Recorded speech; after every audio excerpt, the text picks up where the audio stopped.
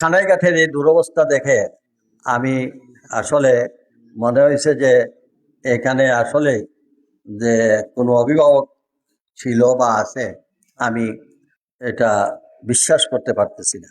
গত 17টা বছর এখানে যারা ছিলেন তাদের প্রতি আমার বলার কিছু নেই, খালি এইটুকু বললাম, আপনাদের বিবেক কোথায় ছিল? আপনাদের বিবেকটা কোথায় ছিল? খালি শুধু ভোট আসলেই ভোটের জন্য হইলে হবে না। মানুষের মানুষ যে বিশ্বাস করে আপনাকে ভোটটা দিল, সেই আমানতের প্রতি তো আপনি সম্মানটুকু করা উচিত। এইটুকু কানাইঘাটে আমার মনে হয় এই ধরনের। যাই হোক, পিছনের কথা বলে লাভ নেই। আমরা কি করতে পারবো সেটা হলো আমাদের কাজে প্রমাণ করবে। আপনারা সবাই সহযোগিতা করুন। আমি বিশ্বাস করি যে এখানে একজন আছেন হুজুর, আমাদের মৌলানা সাহেব, এমপি সাহেব, আর আরেকজন সরকারের পক্ষ থেকে দেওয়া হয়েছে।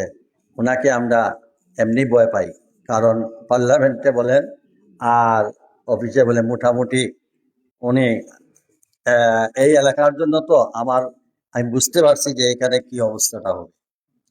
এনিওয়ে, তবে আমার মনে হয় এখানকার টিএনওকে বলবো, এখানকার এলজিডির এদেরকে নিয়ে অ্যাকচুয়ালি মেইন রাস্তাগুলো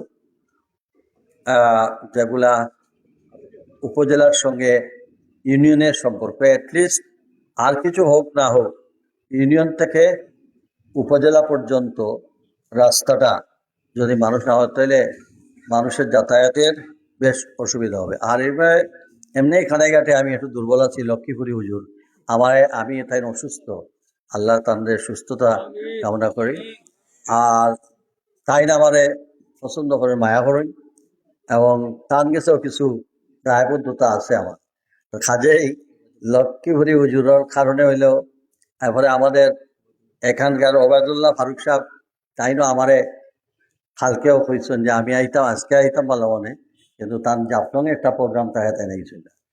এলাকার উন্নয়নে কিন্তু আমরা কে কোন দল করি, কে কোন এটা না, আমরা সবাই একযোগে সরকারে এই উন্নয়নে খালি বিএনপির মানুষ যাইতো না, জমিয়তের মানুষ যাইতো না, খেলাফত মজলিসের মানুষ যাইতো না, যারা রাজনীতি করে না সব তো এই রাস্তা দিয়ে দিব। রাস্তা হইলো সরকার যায়, এই রাস্তাঘাট, স্কুল, কলেজ, হাসপাতাল, এলাকার উন্নয়নে আল্লাহ দই পলিটিক্সটা একটু কয়েক বছর হলাই বাদ দেখবা।